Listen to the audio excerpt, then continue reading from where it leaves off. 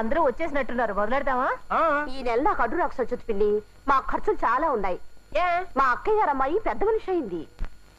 నేను పెద్ద మనుషులు అవ్వాలనుకుంటున్నాను మన కాలనీలో వీడియో షాప్ పెట్టి. కాబట్టి దయచేసి నెలపాట మీరందరూ నాకు వదిలేయండి. అర్జెంట్ గా వచ్చి చీటీ పాడేస్తానంటే ఒప్పుకుంటానేంటి?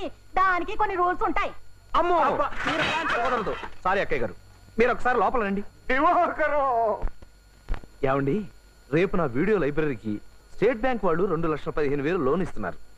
ముందు సెక్యూరిటీ డిపాజిట్ కింద ₹1,00,000 కట్టాలి. నా దగ్గర 78,000 ఉన్నాయి. మా గోపీచంద్ గారు ఊళ్ళో ఉన్నట్టయితే వాడి దగ్గర తీసుకునేవాడిని.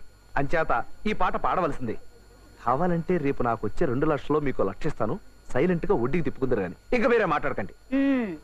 మరి ఇన్స్టాల్మెంట్లు నెల కరెక్ట్ గా కట్టేయాలి. మీ గోపీచంద్ర అడ్డం పెట్టుకుని ఎగ్గొట్టాలని చూసావనుకో, నేను ఒప్పుకోను. భలేవరే.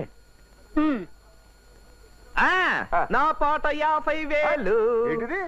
చీటీ పాట అనుకున్నావా, సినిమా పాట అనుకున్నావా? ఇదిగో దివాకరం, తీసుకునేది కాదు వదిలేసేది పాడాలి.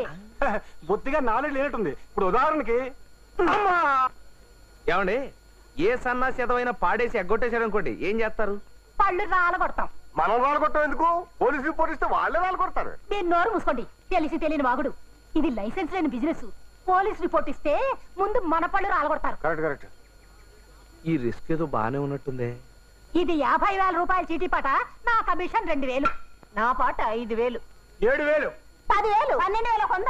12,400. 13,000. ఇగో దివాకరం, నువ్వు పాడమేవయ్యా? 35,000.